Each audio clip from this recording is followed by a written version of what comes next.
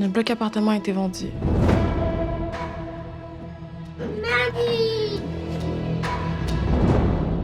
Et si je me bats pas, on devra aussi quitter Toronto. Moi, je m'ennuie de papa. Je sais qui ment. Sudbury. Mais là, pourquoi pas Mars, hein, un coup parti? Pierre, tu disais qu'il fallait se battre.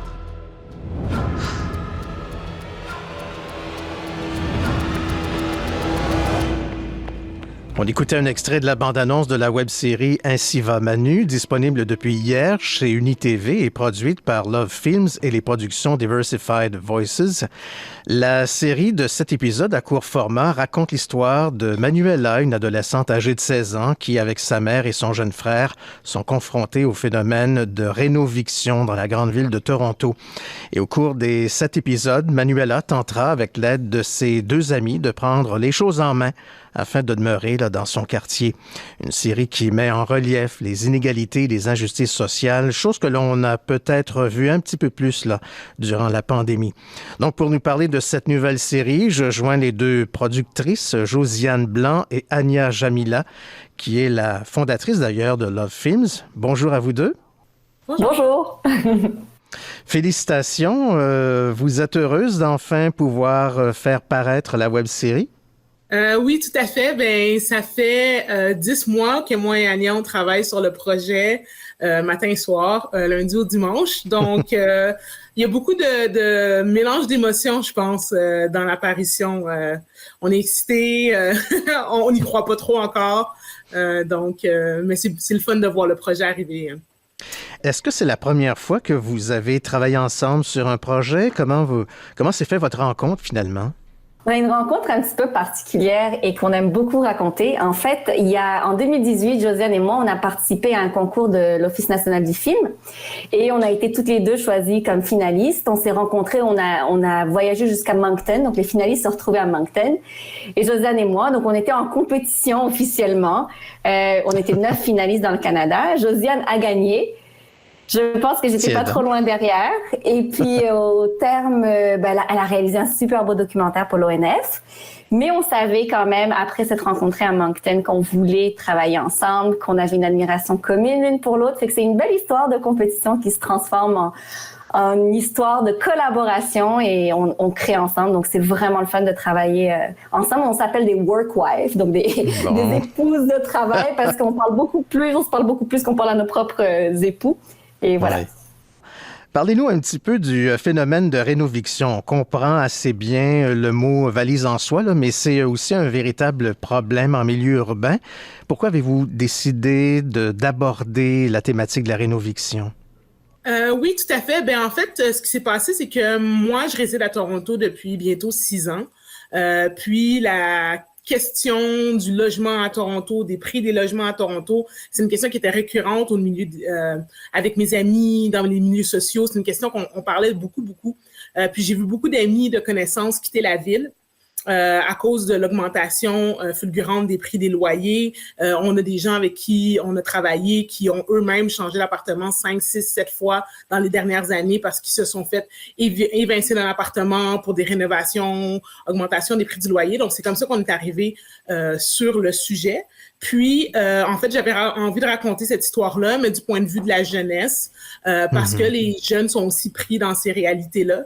Puis que l'idée, c'était aussi de montrer que il y avait, ça touchait beaucoup de gens, donc ça touche pas que les classes les plus pauvres, mais ça touche aussi les classes moyennes. À Toronto, on est rendu encore plus loin dans le problème. Puis que la jeunesse, le côté de la jeunesse qui est intéressant, c'est le côté justement de vouloir combattre l'éviction. De pas juste être une victime de ce qui se passait, mais de voir c'était quoi notre pouvoir en tant que citoyen, puis d'amener la fougue de la jeunesse qui croit que tout est possible au sein de cette problématique. Diriez-vous que justement que c'est une problématique dont on parle peu?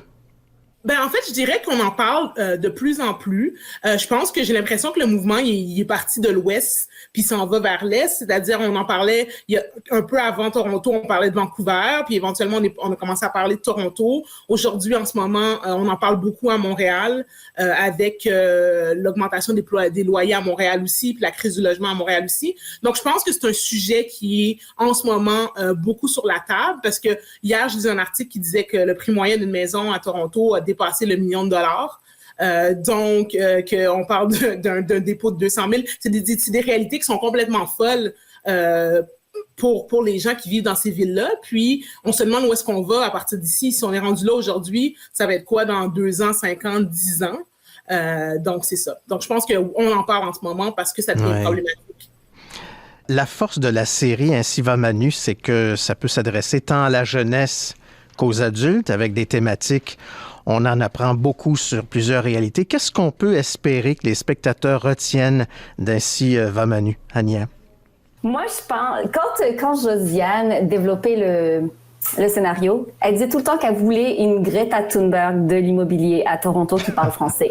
Alors, c'était vraiment ça, sa vision. Et je pense que ce qu'elle veut qu'on retienne, parce que Josiane, intrinsèquement, c'est une personne qui a à cœur les luttes sociales et qui veut passer le message, un message d'espoir, que si on se met ensemble ou si on décide de changer les choses, même si c'est pas facile, c'est possible. On nous l'a prouvé il y a pas si longtemps que ça avec toutes les manifestations qu'il y a eu un peu partout dans le monde portées par la jeunesse. Et je pense que c'est surtout ça, de garder espoir, de se dire que il y a des changements qui peuvent arriver et on voulait pas tomber, ou Josiane et moi, on voulait pas tomber dans le misérabilisme, dans la subir, être une victime. Puis oui, c'est triste, c'est horrible, mais il faut quand même qu'on parle, il faut qu'on parle fort. Et quand les adultes ont perd d'espoir, il y a les jeunes qui sont notre espoir de l'avenir, qui peuvent venir et redonner un gain d'espoir et une fougue que peut-être les adultes, on est trop épuisés pour ressentir. Oui. Avez-vous l'impression que les jeunes, ce sont surtout les jeunes qui sont attirés vers votre web-série? Moi, je pense que je dirais humblement que c'est sûr que c'est une série jeunesse qui met les jeunes au cœur de l'histoire. Donc, l'histoire est vraiment racontée du point de vue de Manuela. Mais je pense honnêtement que tout le monde peut y trouver quelque chose. Je pense que la mère de Manuela, Karine, prend quand même une place importante dans l'histoire. On la suit à travers les péripéties, puis à travers le fait qu'elle essaie de faire son deuil. Puis, je pense que on essaie de rejoindre beaucoup de gens avec ça. Puis c'est des problématiques qui sont actuelles, qui touchent beaucoup les adultes. Donc les adultes vont aussi se reconnaître à travers la série. Donc je pense que c'est quelque chose qui va rejoindre les jeunes, mais aussi les moins jeunes. On découvre beaucoup de nouveaux talents à l'écran, dont Cindy Charles, qui incarne avec brio le rôle principal de Manuela. Parlez-nous un petit peu de votre distribution. Qu'est-ce que vous avez voulu mettre en lumière dans cette nouvelle série? Je vais commencer, puis peut-être qu'Annette, tu peux enchaîner, mais je pense que oui, Cindy Charles, elle est magnifique à l'écran. On a voulu définitivement mettre de l'avant une diversité culturelle, une diversité de genre, une diversité d'accent aussi. Puis on est très fiers d'avoir réussi à faire ça. C'est vraiment une série qui est à l'image de Toronto, comme on sait, où que plus de 50% de la population n'est pas née au Canada. Puis on voulait que ça représente ça. Il y a quelque chose aussi de particulier pour moi où la francophonie à Toronto, je dis toujours, c'est comme un village. Puis je trouve ça beau parce que les accents viennent d'un peu partout. Puis on voulait avoir ça. On a ça à travers Madame Smith, qui est une allophone. Puis on a ça à travers Madame Gisèle, la professeure, qui a un accent du nord de l'Ontario. Mais c'est ça. Donc la famille de Manuela, c'est une famille noire. Les deux meilleures amies de Manuela sont d'origine chinoise. Il y a de l'espagnol, du mandarin dans la série. Il y a de l'anglais. On parle en franglais. Puis pour moi, ça représentait vraiment Toronto, puis on voulait que ça fasse vraiment Toronto parce que c'est ça que c'est pour nous en tant que francophones en Ontario. Je ne sais pas si Agnès, tu vas ajouter quelque chose. Et peut-être que je rajouterais quelque chose sur le processus de casting qui a été très difficile parce qu'on ouvrait le casting à la diversité et qu'on s'est buté à des agences qui n'avaient pas vraiment de diversité au niveau des acteurs qui représentaient, surtout à cet âge-ci. Et pour Manuela, pour Cindy Charles, ça a été une évidence. Dès qu'elle nous a envoyé son vidéo d'audition, on savait que c'était elle parce qu'elle respirait le personnage. Le plus difficile, ça a été Patrick. Le rôle de Patrick est incarné par Nam Nguyen, donc un jeune asiatique qui parlait français, qui savait jouer ou qui avait l'intérêt de jouer. Ça a été très difficile. Je pense qu'on a alerté les deux provinces, le Québec et l'Ontario complet, pour finalement le trouver et de se dire que lui, il caressait ce rêve depuis qu'il était jeune, mais il s'est dit en tant que Chinois, jeune garçon, je n'ai aucune chance et aucun rôle pour moi. Cindy aussi, qui incarne Manuela, sa mère lui a dit quand elle était plus jeune, oublie ça, ma fille, il y aura jamais de rôle pour toi. Tu vas juste faire un vœu d'indigence si tu vas dans ce milieu-ci, et qui a quand même continué à y croire. Donc je pense que au niveau du casting, ça a été le fun, ça a été difficile, mais ça a été le fun de pouvoir leur dire qu'ils avaient les rôles puis qu'on allait leur faire de la place dans l'émission. Donc en tout cas sur le paysage des séries au Canada. C'était le fun. En France.